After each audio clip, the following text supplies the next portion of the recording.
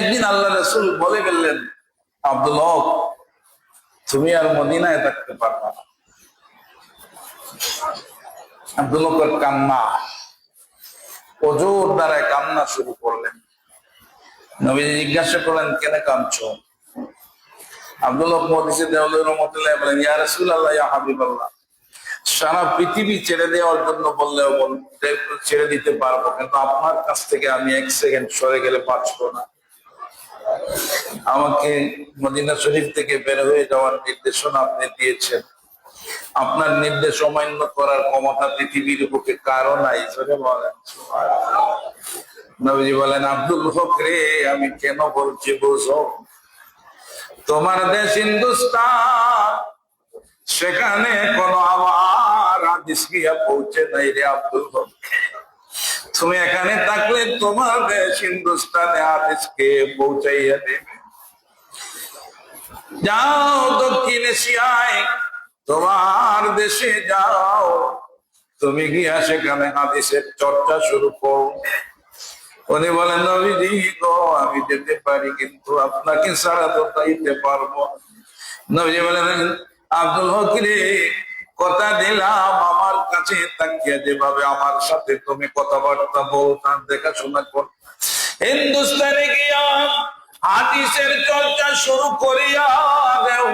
কথা দিলাম যখন চাইবা তখন আমাকে তোমার কাছে হিন্দুস্তানে পাইবা। কেমন মানুষ উনি। দক্ষিণ এশিয়ার যে দেশগুলো আছে, যেমন আমাদের বাংলাদেশ, পাকিস্তান, ইন্ডিয়া, আরো আছে তো, শ্রীলঙ্কার মুসলমান কম, অন্যান্য দেশ আরো আছে, সবগুলা দেশে হাদিস শরীফ যারা জানে, যারা মৌলানা নাম লিখায়, নামের সাথে মুহাদ্দিস নাম লাগায়, আছে না? আমি টাইটেল পাস করছি, আমি তো মুহাদ্দিস। এই শ্রীমঙ্গলে হাজার হাজার মুহাদ্দিস আছেন টাইটেল পাস, ঠিক? যত মুহাদ্দিস এই দক্ষিণ এশিয়ায় আছেন, শুধু বাংলাদেশ না, দক্ষিণ এশিয়ার এমন কোন মৌলানা নাই, এমন কোন মুহাদ্দিস নাই যার সার্টিফিকেটটা আব্দুল হক মুহাদ্দিসের কলব হইয়া আল্লাহর রাসূলের কাছে না যা। দাবি করা সম্ভব না কেউ আল্লাহ আব্দুল হক মুহাদ্দিসের দেওয়ালই ব্যতীত যে আমি আল্লাহ রাসূলের কাছে সিলসিলা চলে যাবেন। আগে আল্লাহর রাসূলের সিলসিলাটা আব্দুল হক মুহাদ্দিস সাহেবের কাছে যাওয়ার পর তো সকলের যাবে আল্লাহর রাসূল পর্যন্ত। জোরে বলেন সুবহানাল্লাহ। সুন্নি, ওয়াহাবি, মযহবি, লামযহবি যত ধরনের আলিম আছেন, প্রত্যেকের সার্টিফিকেটের উপরে আব্দুল হক মুহাদ্দিসের নাম আছে। জোরে বলেন। আর বোঝানো লাগবে না উনি কেমন মানুষ। উনি ওনার কিতাবে লিখেন, নবীজির জন্মের রাত্রির এত মর্যাদা, এত দাম, যে শবে কদরের রাত্রির চাইতে কোটি কোটি গুণ বেশি দাম। এই রাত্রে আল্লাহ বিল্লাহ করা দরকার কি দরকার না? আল্লাহ বিল্লাহ করা দরকারের জন্য আমরা করছি। যে বলুক বেদাত টেদাত, তার বোধা তো বেদাতে বেদাতে থাকুক। আমরা যেটা বুঝি, কুল কায়নাতের নবী, যার প্রশংসা নিজে আল্লাহ করেন, যার প্রশংসার কথা আল্লাহ পাক তার আসমানি কিতাবগুলায় লিখে দিছেন, এবং যুগ যুগ ধরে নবী রাসূলগণ দয়াল নবীজির আলোচনা করিয়া করিয়া পৃথিবীর থেকে বিদায় নিয়েছেন। আর আমরা তো নবীর উম্মত, আমরা যদি না করি, যে নবী আমাদের জন্য 24টা ঘন্টা ইয়া হাবলি উম্মতি, ইয়া হাবলি উম্মতি বলে কান্নাকাটি করতেছেন, সেই নবীর আলোচনা যদি আমরা না করি, জন্ম তারিখ যদি আমরা পালন না করি, তাইলে আল্লাহ রাসূলের সামনে তো অন্তত এই চেহারা দেখানো সম্ভব হবে না। ঠিক কি? তাই কে কি বললো এগুলোর দিকে যাই যদি অনেক লম্বা। আমি শুধু বলতে চাই, রাসূল পাক সাল্লাল্লাহু আলাইহি ওয়াসাল্লামকে আল্লাহ পাক সৃষ্টি করিয়া আল্লাহর কাছে রাখলেন, গুণময়মান করে রাখলেন। এরপরে যখন আল্লাহ সৃষ্টি করলেন প্রথম আদম আলাইহিস সালামকে, জোরে বলেন সুবহানাল্লাহ, আদম আলাইহিস সালামের ভিতরে আল্লাহর রাসূলের নূর ঢুকাইয়া দিলেন। জোরে বলেন সুবহানাল্লাহ। আদম আলাইহিস সালামকে আল্লাহ ডাকলেন, আমার কথা না কিতাবের কথা? কোন কিতাব? কোরআন শরীফ। কোন কিতাব? যারা কোরআনে নাই বলে তাদের চোখে দেখে না, কি করা যাবে? আমরা কাছে আসে। আল্লাহ পাক আদমকে ডাকলেন, আদম রে তোমাকে কেন বানাইলাম জানো নেই? সুবহানাল্লাহ। আল্লাহ আদমকে ডেকে বলতেন বানাইছে কেন জানো? আদম আলাইহিস সালাম বলেন আল্লাহ কি জন্য বানিয়েছে? আল্লাহ বলেন আদম রে তোমাকে বানাইলাম আখিরি জমানার নবীর উসিলায়। জোরে বলেন সুবহানাল্লাহ। তোমার মিশন হলো যতদিন পৃথিবীতে থাকবা, তোমার যত সন্তান পৃথিবীতে আসবা, প্রত্যেকটা সন্তানের কাছে আমার বন্ধুর পরিচিতিটা দিয়ে আসবা। এখানে একটা প্রশ্ন আছে, প্রশ্নটা হলো আদম যে আখেরি জমানার নবীর পরিচয় দিবেন, আখেরি জমানার নবী তো নাই, পাঠাইবেন 1,02,23,999 জন নবী রাসূল চলে যাওয়ার পরে। ঠিক ঠিক, যদিও আল্লাহ বানাইছেন সকলের আগে, পাঠাইবেন সকলের শেষে, ওনার পরিচিতিটা কম পাইবেন কই? আল্লাহ যে আগে ভাগে বললেন ওয়াইদ আখাযাল্লাহু, কুরআনের আয়াত, ওয়াইদ আখাযাল্লাহু মিসাকান নাবিয়্যিনা লামা আতাইতুকুম মিন কিতাবিন ওয়া হিকমাতিন সুম্মা জাআকুম রাসূলুন ইয়া মুহাম্মাদুর রাসূলুল্লাহ সাল্লাল্লাহু জাআকুম রাসূলুম মুসাদ্দিকুল লিমা মাআকুম লাতুমিনুন্না। আদম রে আমার বন্ধুর উপরে তুমি ঈমান আনা লাগবে। নবীর উপরে শুধু আমরা ঈমান আনি না, প্রত্যেক নবী ঈমান আনা লাগে। কার কথা এটা? আল্লাহ। কোরআনে নাই কেমনে? সব আছে। আমি যদি খুঁজাই, জুমাবারে জুমাত বললাম না, আমি যদি খুঁজাই ঈদে মিলাদুন নবী কোরআন শরীফে, সারা জীবন খুঁজাইলে পাইব নি এই বাংলা শব্দগুলা? কোরআন শরীফে বাংলা শব্দ আছে? পবিত্র ঈদে মিলাদুন নবী এই শব্দগুলা বাংলা না আরবি? বাংলা। আমি যদি বলি কোরআন শরীফে পবিত্র ঈদে মিলাদুন নবী নাই, তাইলে তো আমরাও বলি নাই, কারণ আল্লাহ বাংলাতে কোরআন নাযিল করেন নাই। করেছেন? আরবিতে বুঝাইতে হবে কোরআন শরীফে আসেনি। ঠিক ঠিক, আরবিতে বুঝাইলে দেখবেন কোরআন শরীফে আছে, কারণ আরবি ভাষায় আল্লাহ কোরআন নাযিল করেছেন। যারা বলেন এক দুই জায়গায় আল্লাহ নবীর কথা বলেন নাই, ডাইরেক্ট 33 জায়গায় বলেছেন আতিউল্লাহ ওয়া আতিউর রাসূল। আমার আনুগত্য করো, সাথে সাথে আমার বন্ধুর আনুগত্য করো। যারা বলেন নির্দেশনা দিচ্ছেন আল্লাহ। আর ইনডাইরেক্টলি 100-র উপরে আল্লাহ কোরআন শরীফে ঘোষণা করেছেন আল্লাহ রাসূলের আনুগত্য করার। ধরে বলেন সুবহানাল্লাহ। আদম আমার বন্ধুর পরিচয় পৃথিবীর মানুষের কাছে তুলে ধরবাম। আদম আলাইহিস সালাম নবীর পরিচয় পাইবেন কেমনে? আল্লাহ পাক নিজে আল্লাহ রাসূলের পরিচিতি দিয়া কিতাব বানায়া আদমকে দিলেন, নাও আমার বন্ধুর পরিচিতি দিলাম, ওই কিতাব থেকে তুমি আমার বন্ধুর পরিচয় দুনিয়ার মানুষের কাছে দিবা। এজন্য কিতাব আসমানি কতটা? 104টা। আসমানি কিতাব কতটা? 104টা। বড় বড় 4টা, ছোট ছোট 100টা। প্রত্যেকটা আল্লাহর রাসূলের পরিচয় আছে। যারা বলেন সুবহানাল্লাহ। তাওরাত বড় কিতাব না ছোট কিতাব? বড় কিতাব, 4টা বড় বড় কিতাব। ও কুতুবিহি, আল্লাহর নির্দেশনা আছে। ও কুতুবিহি, যত কিতাব আসমানি আছে বিশ্বাস করা লাগবে, ঈমান আনা লাগবে, নাইলে প্রকৃত ঈমানদারি আমরা না। ঠিক ঠিক, আমানতু বিল্লাহি ওয়া মালাইকাতিহি ওয়া কুতুবিহি। এই কুতুবিহি কি? আসমানি কিতাব। আসমানি কিতাব বড় বড় কিতাব 4টা। আদম কেমনে পাইলেন? কিতাবে পাইছেন। সুবহানাল্লাহ। কিতাবে পাইছেন, কিতাব নাযিল করে আল্লাহ জানাইছে।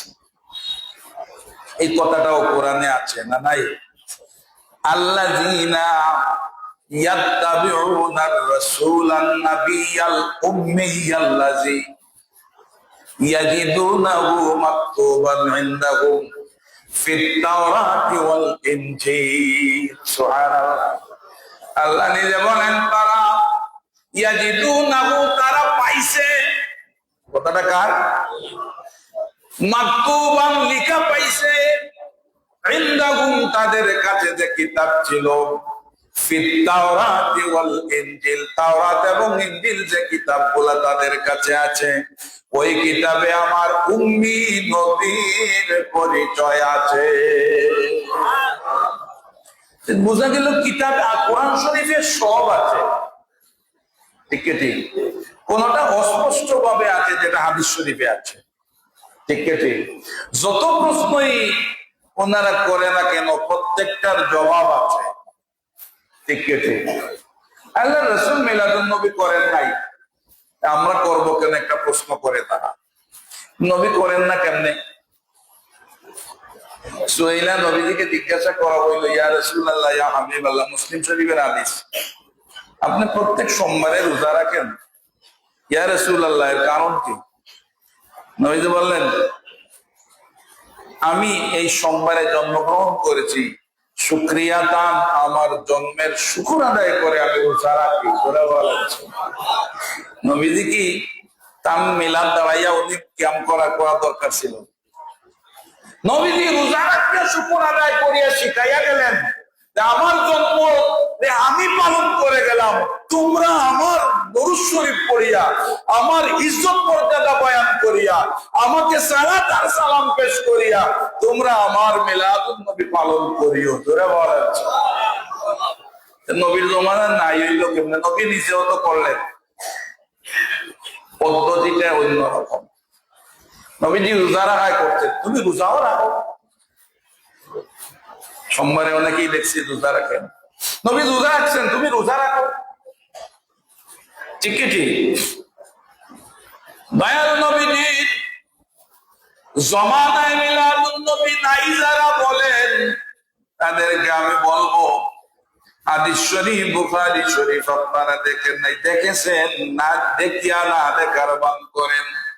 দয়াল নবীজি হযরত হাসান ইবনে সাবিত রাদিয়াল্লাহু তাআলা আনহুকে ডাকিয়া মিম্বরে বসাইতেন, যে মিম্বরে নবী বসতেন। সুবহানাল্লাহ।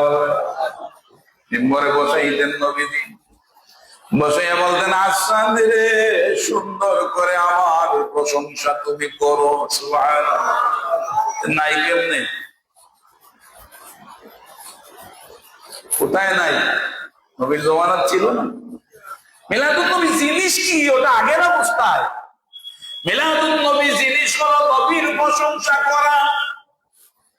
আমরা যা করি, অনিসলামিক কোন কাজ করছি কোনদিন? আমি জুম্মাতো বলছি, যদি অনিসলামিক শরীয়ত বিরোধী কোন কাজ আমরা করি, ধরাইয়া দাও। আমরাও মানে শরীয়ত বিরোধী কাজ খারাপ। কোরআন শরীফ থেকে তিলাওয়াত করলাম, নবীর ইশানে দুরূদ শরীফ পড়লাম, সালাত আর সালাম পেশ করলাম, যে আপনাদের প্রশ্নতে হঠাৎ দাঁড়াইলেন কেন? ও ভাই, দাঁড়াইলে তোমার অসুবিধাটা কি? দাঁড়াইলে অসুবিধাটা কি? আমরা আল্লাহ রাসূলের পয়দাইশের খবর যখন শুনি, আচ্ছা আমি একটা উদাহরণ দেই। সাপোজ মনে করেন ওই ব্যক্তি মেম্বারিতে দাঁড়াইছে, প্রতিদ্বন্দ্বী আরো 5 থেকে 7 জন, ভোট দেওয়া শেষ করে চিন্তা করতেছে কি রেজাল্ট আসবে, ঠিক আছে? ওনার অনুসারী যারা, এরাও ঘরে গিয়া বসে আর চিন্তা করে আল্লাহ কি করবেন আল্লাহ জান। দুনিয়ার ভোট, হঠাৎ সংবাদ আসছে যে আম্মার কা ফাঁস করছে, আর বসে থাকে না, লাফ মারি দাঁড়ায়। কে কি জন্য দাঁড়াইলো? খুশির আবেগে। কি জন্য সে দাঁড়াইলো? খুশির আবেগে। বসেও থাকে না, দৌড় মারিয়া রাস্তায় বের হয়, তার অনুসারীরাও বের হইয়া মিছিল শুরু করে খুশির আবেগে। এটা যদি দুনিয়ার সফলতায় খুশির আবেগে মানুষ দাঁড়াইয়া যায়, আমরাও তো মিন হামলিহি সাল্লাল্লাহু আলাইহি সাল্লাম আলা রাজি'i তিসআতু আশহুরিন কামারিয়া, 9 মাস পরে আল্লাহ রাসূল পৃথিবীতে এসেছেন। এইগুলা বলি আল্লাহ রাসূল 2 মাসের সময় ওনার বাবা মদিনা শরীফ গিয়েছিলেন। ওই যে আরবিতে পড়ি বুঝি না আমরা, বলতে বলতে আমরা বলি আল্লাহ রাসূল এইমাত্র পৃথিবীতে আগমন করেছেন। ওই কথার খুশিতে আমরা দাঁড়াইয়া যাই। তুমি দাঁড়াইলে দুনিয়াবি হালতে দাঁড়াইলে গুনাহ নাই, এটা বেদাত হয় না।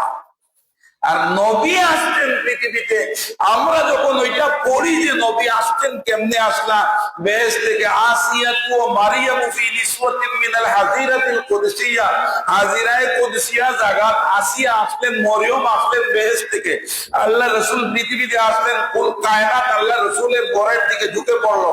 এই কথাগুলা যখন আমরা বলি খুশিতেও দাঁড়াইয়া যাই, ইয়া নবী সালাম আলাইকা, নবীকে সালাম দেই, শরীয়ত বিরোধী কোনো কাজ করি না। এই দাঁড়ানিটা তোমার কত পছন্দ, তোমার ভালো লাগে না তুমি দাঁড়াইও না। কামদরিয়া তো বলি না দাঁড়াও, ফরজ তো বলি না। জীবনে কেউ নবীর মিলাদ শরীফে যদি দাঁড়ায় না, কোনো আলিম পৃথিবীতে নাই বলবে যে দুজকে যাবে। শুনছেন কোনদিন কোন আলিম বলছে যে নবীর দুরূদ মিলাদ শরীফে কেউ না দাঁড়াইলে দুজকে যাইব বলছে?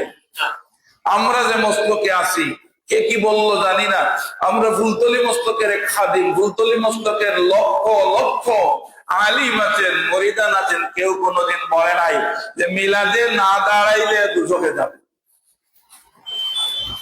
তোমার নবীর লাগি মহব্বত নাই, আমি কেন তোমাকে টানিয়ে উঠাবো? দরকার নাই, তুমি বসে থাকো, নাই বের হয়ে যাও, দরকার নাই। তবে বেদাত টেদাত বলিও না। এই কথা বললে নবী যদি বেজার হইয়া যান, তোমার নামাজ রোজা ইবাদত বন্দেগী সব বিফলে যাবে। তুমি দুজখের দাউ দাউ করা আংরা সালি হয়ে যাবে। জোরে বলেন না। আমার সমালোচনা করো, আমার বাবার সমালোচনা করো, আমার ভাইয়ের সমালোচনা করো, আমার দলের সমালোচনা করো, বাধা নাই। সমালোচনা করবা না, যার উসিলায় আল্লাহ তোমাকে পৃথিবীতে পাঠাইতা। কথা বলতে হিসাব মিলাইয়া বলতে হবে, একটা কথা ইমান যাবে। জোরে বলেন না।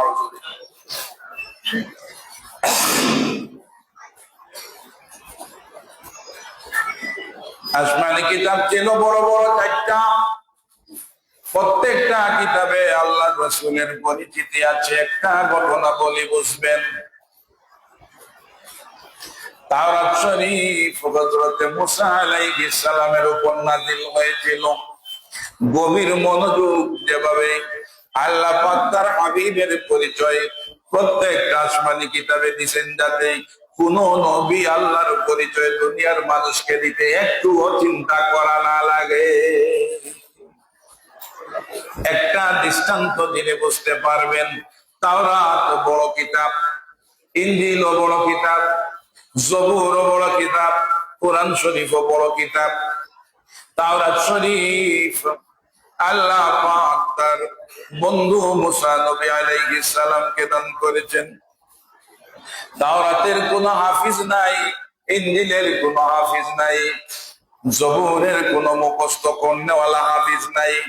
ওইগুলা শেষ পর্যন্ত যার যার উম্মতেরা নিজে নিজের অদবদল করিয়া ওই কিতাবগুলাকে বাতিল করে দিয়েছে। জোরে বলেন নাউজুবিল্লাহ। এখন তাওরাত পৃথিবীতে কোথাও নাই, জবুর পৃথিবীতে কোথাও নাই, ইনজিল পৃথিবীতে কোথাও নাই। যেগুলা আছে বাইবেল টাইবেল, এগুলা কিন্তু আসল কিতাব না, এটা তারা নিজের হাতে বানাইছে, যা মন করা ইচ্ছা লিখেছে। জোরে বলেন নাউজুবিল্লাহ। মূল তাওরাত শরীফ যখন নাজিল হয়, তখন মুসা আলাইহিস সালামের এক সাহাবী বা উম্মত, নাম মুসা আলাইহিস সালামের উম্মতদেরকে পাদ্রী বলা হইতো, যারা বড় বড় আলিম। কাফিল পাদ্রী, এক পাদ্রী বড়, নাম কাফিল পাদ্রী। সে তাওরাত শরীফ নাজিল হইলেই লিখিয়া রাখতো এবং তাওরাত শরীফ নিয়ে রিচার্জ করতো। তাওরাতের বড় আলিম ছিল সেই সময়ে, তার মতো বড় আলিম পৃথিবীতে আর ছিল না। তো তাওরাত শরীফ নাজিল হওয়ার পরে সে অহরহ তাওরাত শরীফ পড়ত। একদিন তার মাথায় আসলো যে তাওরাত আসমানি বড় কিতাব, মুসা আলাইহিস সালামের উপর নাজিল হইল। কিন্তু তাওরাত যত পড়ি, মুসার নাম যদি পড়ি একবার, মুহাম্মদুর রাসূলুল্লাহ সাল্লাল্লাহু আলাইহি সাল্লামের নাম ৯৯ বার। মাথা আসছে যে আমার নবীর উপর নাজিল হইল, নবীর প্রশংসা, নবীর নামের চাইতে আরেক নবীর নাম এত বেশি, এটা মানিয়ে নেওয়া যায় না। চিন্তা করতে করতে একটা কলম নিয়া তাওরাত শরীফ পড়তে শুরু করেছে। মুসা নবীর নাম আসলে খুশি হয়, আখেরি জমানার নবীর নাম আসলে কলম দিয়া কেটে দেয়। নাউযুবিল্লাহ। যুক্তিতে কিন্তু ঠিক আছে, তাওরাতটা তো মুসা নবীর উপর নাজিল হয়েছে, আর আখেরি জমানার নবী তো নাইও পৃথিবীতে, আসবেন কত লক্ষ বছর পরে। কাটা শুরু করে, কত কাটবে, কাটতে কাটতে রাত্রি হয়ে গেছে। হঠাৎ করে তাকাইয়া দেখে সে আর মানুষ নাই, একটা সর্পে পরিণত হয়ে গেছে, একটা সাপ হয়ে গেছে। একটা কথা মাথায় রাখে, আল্লাহকে যদি ১০০ বার গালি দেন আর বলেন আল্লাহ বুঝি নাই মাফ করিয়া দাও, আল্লাহ এত দয়াল, ১,০০,০০০ বার আল্লাহকে গালি দিলে, তওবা করলে সাথে সাথে মাফ হইয়া যায়। কিন্তু আখেরি জমানার নবীকে যদি কেউ মুখ দিয়া আঘাত দিয়া যেভাবে দয়াল নবীজিকে কষ্ট দেয়, ১,০০,০০,০০০ বার তওবা করলেও আল্লাহ তাকে মাফ করেন না। দয়াল নবীজি যত সময়ে তারে মাফ করেন না। এজন্য এই বিষয়টা সাবধান করে দিলাম। জীবনে যে দলই আমরা করি না কেন, যে মহৎপতি করি না কেন, স্বাধীন দেশের নাগরিক, নিজের ইচ্ছায় চলাফেরা করতে পারবো। খবরদার খবরদার, দয়াল নবীজির ব্যাপারে কথা বলতে জিহ্বাকে কন্ট্রোল করতে হবে, নতুবা সারা জীবনের আমল নষ্ট হইয়া যাবে। আরেকটা হাদিস শোনাইয়া দেই। রাসূলুল্লাহ সাল্লাল্লাহু আলাইহি ওয়াসাল্লাম কলিজার টুকরা দুই নাতি ইমাম হাসান হোসেনকে নিয়া কাউসারের পানির পেয়ালা নিয়ে বসবেন। উম্মতরা যাবে, কাউসারের পানি ১ গ্লাস পান করলে জীবনে আর পিপাসা লাগবে না। আর কিয়ামতের ময়দানে সূর্য যখন মাথার উপরে আসবে, মগজ গলিয়া গলিয়া যাবে, কলিজা শুকাইয়া যাবে, কিন্তু আল্লাহর রাসূল মোবারকের হাউজে কাউসারের ১ গ্লাস পানি চাইলে সব শীতল হইয়া যাবে। হাদিস শরীফে আসে, সব উম্মত দয়াল নবীজির হাউজে কাউসারের পানি পান করতে যাবে। কিছু লোক যাবে, ফেরেশতারা তাদেরকে আটকাইয়া রাখবে। আল্লাহ রাসূল দয়াল নবী তো উম্মতকে দেখিয়া পাগল হয়ে যাবে, জিজ্ঞাসা করবেন, ফেরেশতারা ওদেরকে কেন তোরা আটকাইয়া রাখবে? ফেরেশতারা বলবে, নবী গো, ওরা আপনার উম্মত, আপনার সাথে দুনিয়ার থাকতে মোকারামি করেছে, আপনার সমালোচনা করেছে, আপনার মান সম্মান ইজ্জতের মানহানি করেছে। সুতরাং আল্লাহর নির্দেশ, যে বান্দা আপনার সাথে দুনিয়াতে বেয়াদবি করেছে তাকে আজকে হাউজে কাউসারের পানির পাশে দিতে দেওয়া যাবে না। এজন্য বারবার একটা কথা আমি বলি, যত কিছুই করেন না কেন নবীর সামনে বেয়াদবি করবেন না। ভালো লাগে না চুপ থাকবেন, কথা বললে ঈমান যাবে। কাবিল পাদ্রী কলম নিয়ে নবীর নাম দেখলে কাটতে কাটতে রাত হয়ে গেছে। শরীরের দিকে তাকাইয়া দেখে সে আর মানুষ না, একটা সর্প হয়ে গেছে। কান্দে, করলাম কি বুঝি নাই, গড়াইয়া গড়াইয়া মাটিতে কান্দে আর বলে, আল্লাহ বুঝি নাই, ভুল করেছে, মাফ করিয়া দাও। কান্না বিফলে যায়। রাত যখন হয়ে গেছে চিন্তা করে আমার আল্লাহ আমার কথা যখন শুনবে না, কিন্তু নবীরা আল্লাহর বন্ধু, নবীরা যা বলেন আল্লাহ শুনেন।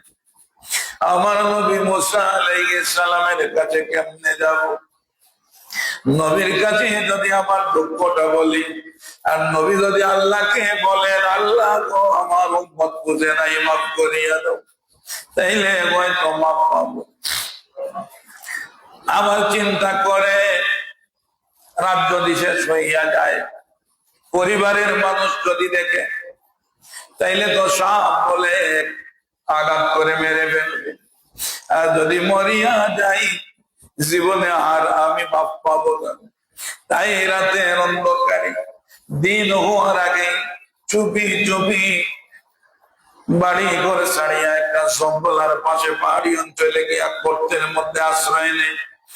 এমন একটা গর্তে আশ্রয় নেই যে পাহাড়ি অঞ্চলের পাশ দিয়া মুসা আলাইহিস সালাম আল্লাহর সাথে তোর পাহাড়ে দেখতে যান। সেই পাহাড়ের পাদদেশে গিয়া উপস্থিত হয় মুসা আলাইহিস সালাম।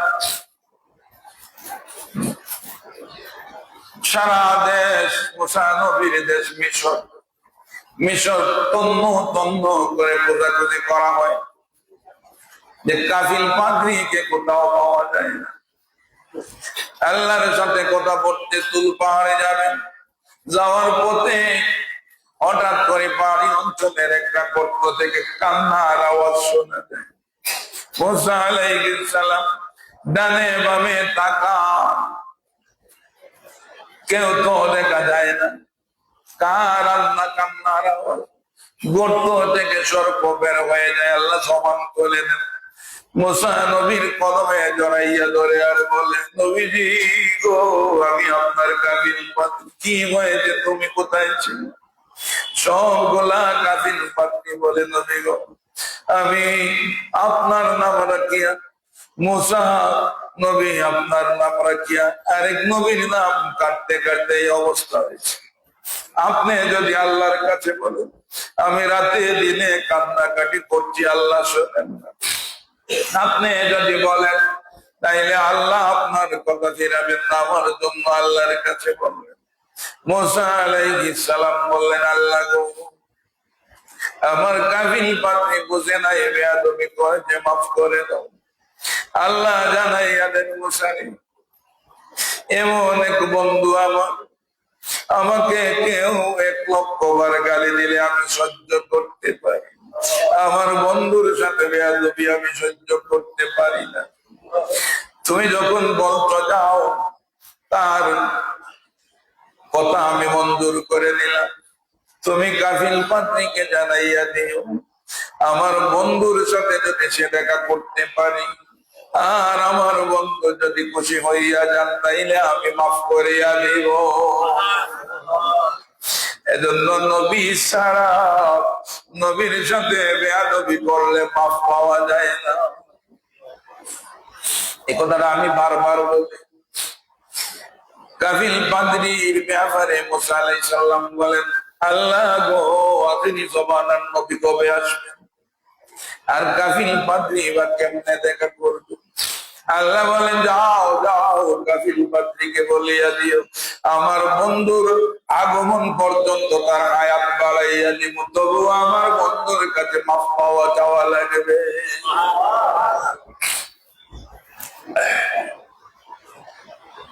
এই কথাটা বোঝানোর জন্য এই ঘটনা লম্বা, শেষ করে দেই সংক্ষিপ্ত আকারে।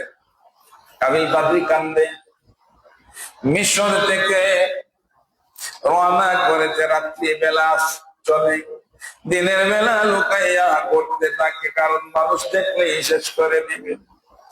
কারণ সে বড় আলিম, তাওরাতের বড় আলিম, সে জানে নবী কবে জন্মগ্রহণ করবেন, কত সালে আসবেন, কোথায় জন্মগ্রহণ করবেন, ওনার বাড়ি কোথায়, ওনার মার নাম কি হবে, ওনার বাবার নাম কি হবে, ওনার দাদার নাম কি হবে, ওনার ফরিদাদার নাম কি হবে, ওনার ফরিদাদার বাবার নাম কি হবে, ওনার ফরিদাদির নাম কি হবে, সব গোলা তাওরাত ইনজিলে আছে, তাওরাত ইনজিলে এগুলো আছে। সুবহানাল্লাহ। তাইলে বোঝা গেল নবী আসার লক্ষ বছর আগে আল্লাহ পাক নবীর পরিচিতি দিছে। নবী যখন পৃথিবীতে আগমন করছিলেন তখন মক্কা মদিনা শরীফে তাওরাত ইনজিলের বড় বড় চারজন আলিম ছিলেন। সুবহানাল্লাহ। বড় বড় চারজন ছিলেন। এরা নবী আসার অপেক্ষায় ছিলেন। যদি একটা নজর নবীকে দেখিয়া মরতে পারি জীবন সার্থক হবে। মদিনা শরীফের সবচাইতে বড় আলিমের নাম তালহা ইবনে আসহাল। বড় আলিমের নাম কি? তালহা ইবনে আসহাল। উনি তাওরাত শরীফ গবেষণা করে পাইছেন নবী আসবেন। নাম হবে মুহাম্মাদুর রাসূলুল্লাহ সাল্লাল্লাহু আলাইহি ওয়াসাল্লাম।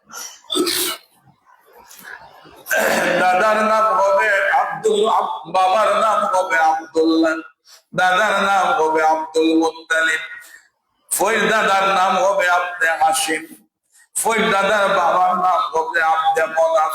বলেন সুবহানাল্লাহ। আল্লাহ পাক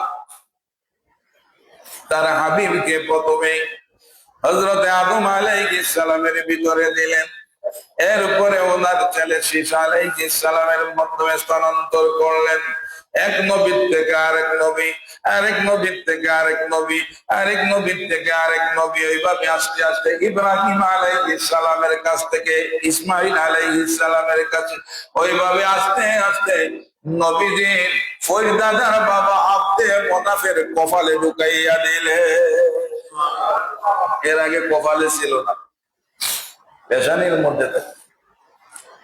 বেদায়া ওয়ান নিহায়া কিতাবের মধ্যে